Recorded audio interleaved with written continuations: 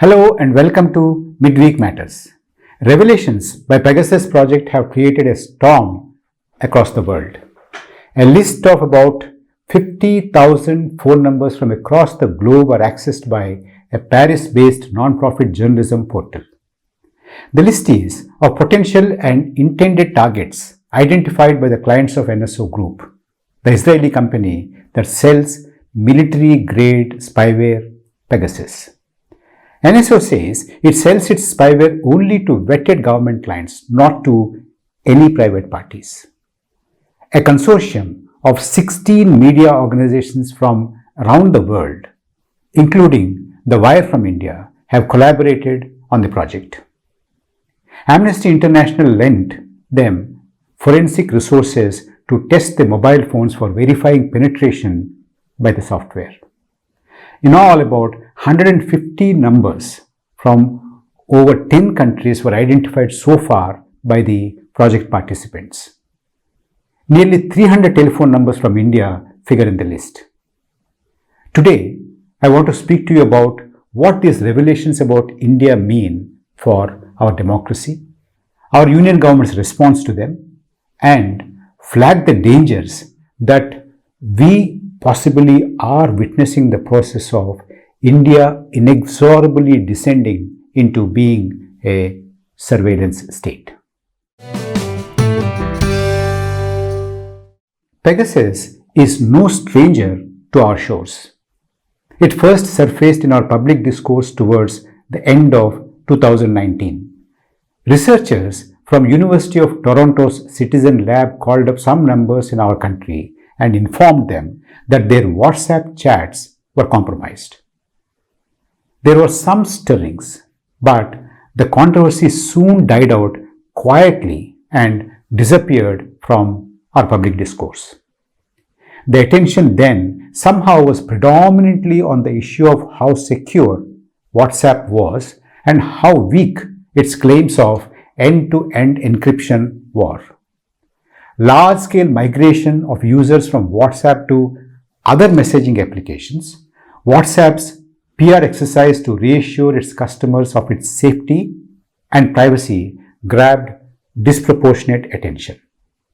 All these deflected the public's attention from our government's involvement in the ugly saga and the misuse of NSO's spyware to snoop on its own citizens. Our parliament and civil society let the government off easily. Perhaps the impression that the surveillance then was largely confined to Elgar Parishad Bhima Koregaon happenings also contributed to its limited appeal. Most of us failed to connect the dots. The frequent and prolonged instances of internet shutdowns, use of sedition law on critiques of government's policies, use of UAPA provisions to take activists into custody and keep them in detention without trial for long periods, rushing of crucial legislations affecting core sectors of our economy through houses of parliament without much discussion, consigning data privacy bill to select committee for over 2 years now, framing of rules to rein in digital platforms without parliamentary approval, increasing number of government requests to social media platforms to take down critical posts and block accounts of its critics, the demonic efficiency with which state governments were toppled and legislators traded. All these appear less dramatic and with no shock value if you see them as unconnected events. But if connected with each other and the Pegasus spyware running in the background, they present a picture of India inexorably descending into being a surveillance state. Treated separately, each one of those incidents caused little more than a few days of screaming headlines, reprimanding editorials, raucous but fleeting primetime TV debates, weak and short-lived protests by political parties and rights activists. The probability that the second coming of Pegasus into our public discourse will not be very different from its first one appears very real if this too is treated as a separate and isolated event. Fortunately, this time it came with two major differences. This time, the attention is exclusively on the government's role and there are no red herrings in the form of questions about safety of encryptions offered by service providers. And NSO says it sells its spyware only to vetted government clients. The people involved in the revelations are not just little-known activists. They range from leader of the opposition, a constitutional authority, a number of journalists, human rights activists, ministers in the government, ruling party leaders, several leaders of other political parties, business persons, serving or retired officers from organizations like Central Bureau of Investigation, Border Security Force, Enforcement Directorate, Research and Analysis Wing. The list also revealed that the snooping government agencies made no distinction between state interests and the interests of the ruling party. The expansiveness of the global list of people named as intended targets of the spyware and the prestige of publications involved in the cross-border collaboration are indeed arresting. Pegasus' second coming brings yet another distinct character. It foregrounds the collusion between government and weapons-grade surveillance tech that has no intermediary functions to confuse us. The episodes that were hitherto played out as government versus tech in our country allowed the combatants to compete for our support. The government and the tech companies claimed to fight one another on our behalf. However, they actually were fights between tech and government for possession and control of our data. Government sought its possession with an aim to control the society and to target citizens, to eliminate dissent and opposition. But it tried to portray to us that it sought to tame the tech companies to protect our interests, our privacy, and the security of the realm. Tech companies, on the other hand, sought to possess our data sets exclusively to make prediction products out of them and sell them to advertisers for profit. Both the government and tech companies vied for surveillance over us, one for control and the other for profits. However, there's always the undetected possibility of their interests coalescing. In the case of Pegasus, the collusion is apparent. NSO Group doesn't compete with the government for possession of data exhaust of its application. It is a pure and simple provider of surveillance as a service to the government. In the event, Pegasus this time shines light on the government for the civil society to see that it is the government that is a clear, accountable entity. It is evident that the Indian government till now is acting out of a standard playbook. It is stonewalling. It has so far evaded the essential questions that are raised by the revelations. Ministers and ruling parties' representatives are questioning the credibility of claims made by the global consortium of media organizations that announced the starting revelations. They are accusing the publications of acting with ulterior motives to undermine India's democratic institutions. Supporters of government's narrative charge the publications with attempting to defame the country.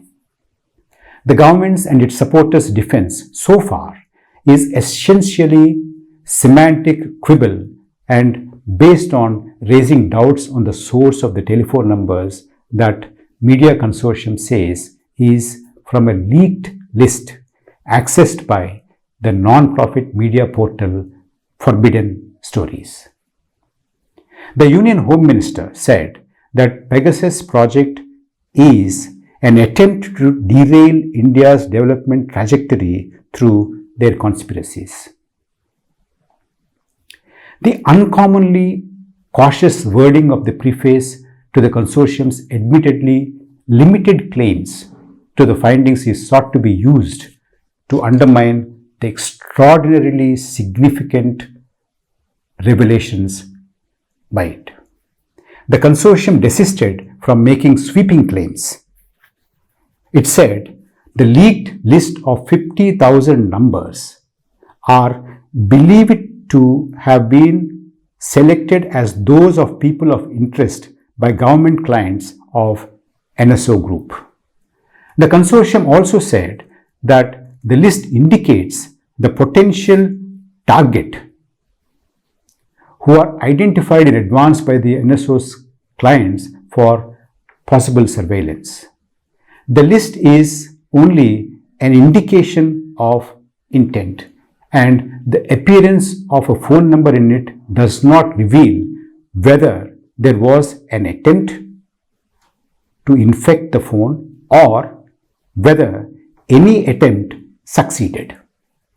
But amidst all this extraordinary caution, here is the devastating revelation which the Indian government chooses to deliberately ignore to score an advantage in the semantic wrangling. And I quote, "However, the forensic examination of a small sample of mobile phones with numbers on the list found tight correlations between the time and the date of a number in the data and the start of Pegasus activity, in some cases in as little as a few seconds." Amnesty International, which participated in the consortium and lent forensic help to it, found that of the 67 phones examined, 23 were infected and 14 showed signs of attempts to penetrate. The rest were cases of possible change of devices or those using Android operating system that did not keep record of logs needed for forensic work. By any standard, this is considered an overwhelming basis for further investigation. It establishes an unquestionable basis for subjecting all the rest of the numbers from the list of 50,000 numbers for investigation. And in India's case, all the 300 numbers from the country found in the list.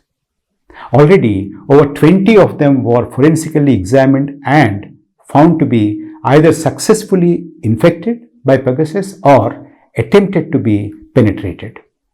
That's enough of a case for a comprehensive investigation in India into the claims of the media consortium. But the government narrative harps on words like indicative, possible, and potential as being too general a basis to accuse the government of actual snooping. The Indian government's defense rests on questioning the source of the list has little merit. In any effort to investigative journalism, a media house or a journalist is under no obligation to reveal their sources. In fact, they are ethically bound to not reveal in order to protect the identity and safety of their sources. As important as the questions that the government forcefully articulates is its remorseless stonewalling of the most important question repeatedly asked of it. It didn't tell us in clear and unequivocal terms whether it has or has not purchased Pegasus software from the NSO Group. It did not answer that question during the country's first brush with the spyware in 2019 too. The Moroccan government has felt obliged to answer the question, true or not. It clearly stated that it has not purchased the spyware. Countries like Kazakhstan, Saudi Arabia, UAE, Rwanda dismissed the allegations, very much like India. However, France has ordered an inquiry into the allegations that the phones of its Prime Minister and former Prime Minister and some of its high functionaries were compromised. Algeria, Hungary too have instituted inquiries. Even Israel has decided to investigate the possible misuse of NSO's spyware. Pakistan has called for a UN probe into the alleged role of India in snooping on its Prime Minister. But our government seems to be firm in its resolve not to answer questions on Pegasus. It hopes to wear down the political opposition, activists, human rights groups, and civil society. It evidently thinks that it can wait out the news cycles to run their course, which would eventually be overtaken by fresh events. It probably can.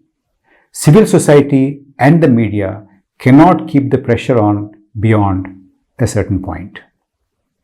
Any government which is determined, brazen, with brute majority in parliament, a large section of compliant and compromised media to support it, and as yet unchallenged political capital can afford to wait out the limited firepower of its opponents' artillery. The present government has all these attributes. The only institution in the present situation that can make the government accountable is the judiciary.